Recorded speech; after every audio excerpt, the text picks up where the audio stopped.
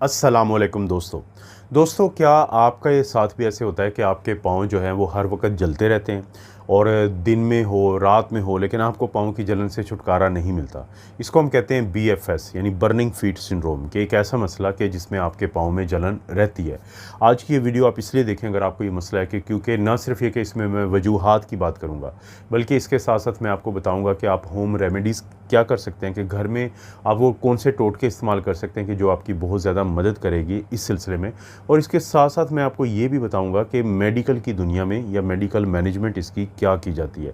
तो इसलिए एक एक करके ये चीज़ें सुनने की खातिर इस वीडियो को आखिर तक ज़रूर देखें, और आखिर तक देखते हुए अगर आपको वीडियो पसंद आ जाए तो इसको लाइक करना है और शेयर ज़रूर कर देना है। सबसे पहले हम बात करते हैं कि जहन में सवाल पैदा होता है कि आखिर क्या वजूहात होती हैं, क्यों ऐसा होता है कि हमारे जो हैं वो पाँव हर वक्त ही जलते रहते हैं।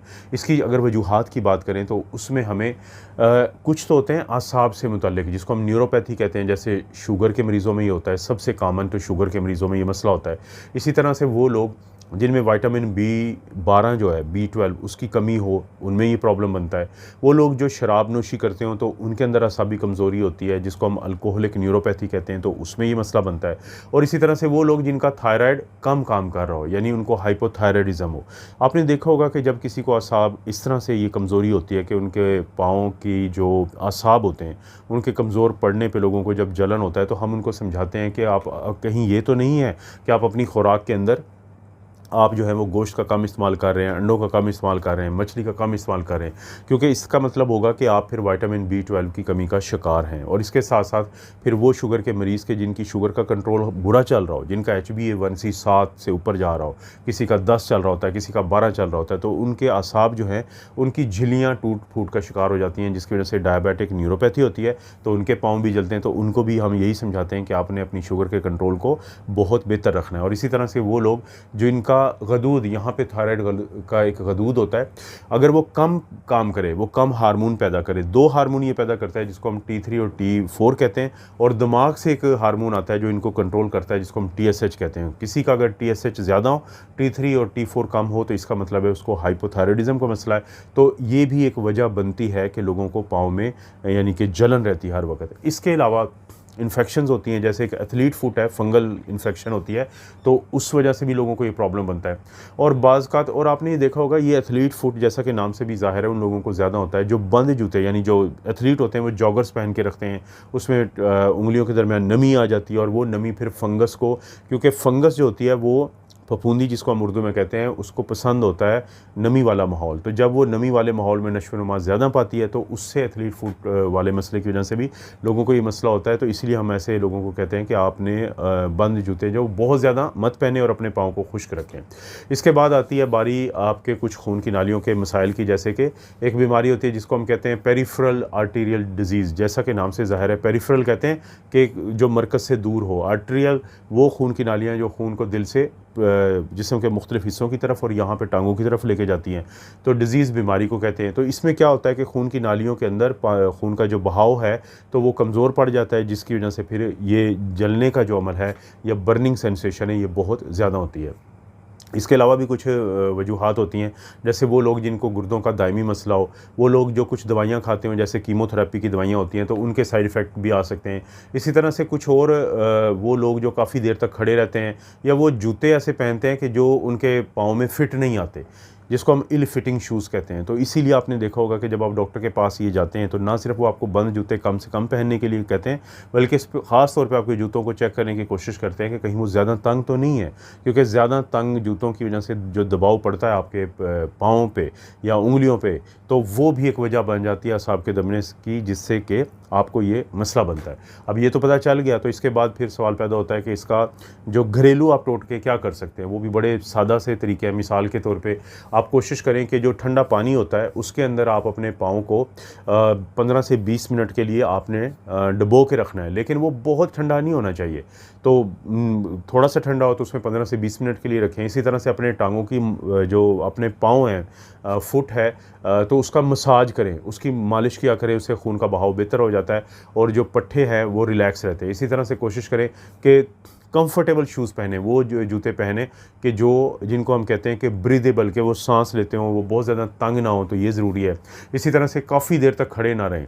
कोशिश करें कि अगर आपकी कोई जॉब ऐसी है, जैसे बाज़ लोग सिक्योरिटी गार्ड होते हैं, स्कूल टीचर्स होते हैं पढ़ाने वाले, या किचन में काम करने वाली हाउसवाइफ्स होती हैं, तो उनको चाहिए कि कुछ देर के बाद वो बैठ जाया करें और इसी तरह से अपनी जो टांगें हैं उनको ऊंचा रख लिया करें ताकि खून का बहाव जो है वो बैलेंस रहे।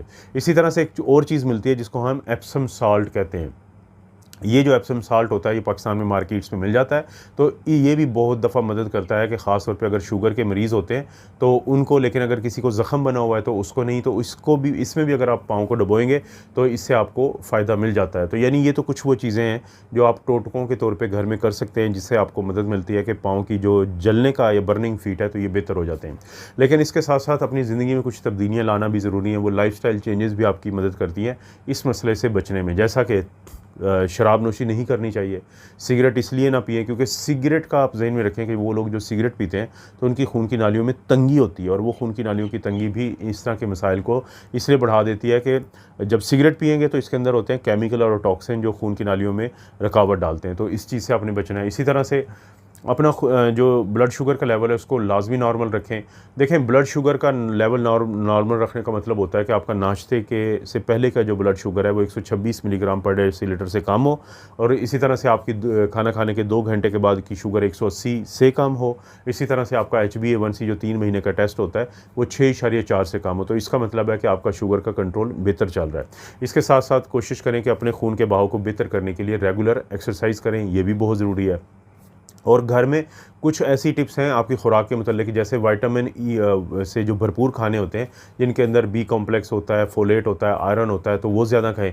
और इसी तरह से पानी आपने ज़्यादा पीना है, क्योंकि देखें, कहने को ये छोटी छोटी चीज़ें हैं कि पानी का अगर आप ख्याल नहीं रखते तो खून का बहाव कम हो जाता है, खुराक का ख्याल नहीं रखते तो विटामिन नहीं मिलते, और जब विटामिन नहीं मिलते तो जो असाब हैं इनकी जो बाहर की तय होती है वो मुतासर होती है। इसी तरह से अगर आपका वज़न ज़्यादा है तो ये सारा दबाव भी कहाँ पर पड़ेगा, आपके पाँव पर पड़ेगा, तो पाँव के जलने का अमल ज़्यादा हो जाता है, या ये मसला ज़्यादा हो जाता है अगर आप अपना वज़न भी कम नहीं करते।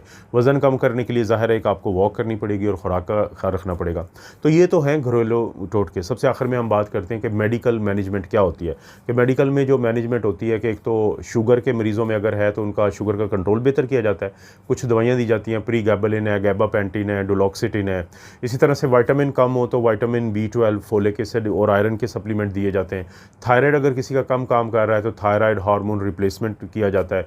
किसी को फंगल इन्फेक्शन या एथलीट्स फुट है तो उसको एंटी फंगल क्रीम दी जाती है, पाउडर दिए जाते हैं, या पाँव का ख्याल रखने को कहा जाता है। इसी तरह से वो लोग जिनको पेरिफेरल आर्टीरियल डिजीज़ हो, खून की नालियों का मसला हो, उनको कहा जाता है कि एक्सरसाइज करें, दवाई खाएं, और कुछ प्रोसीजर होते हैं कि जिनसे खून की नालियों को बेहतर किया जाता है। और इसी तरह से दर्द के लिए पेन मैनेजमेंट की जाती है, जैसे प्रीगैबलिन, गैबापेंटिन, डुलोक्सिटिन, एमाइट्रिप्टाइलिन, ये दवाइयाँ दी जाती हैं।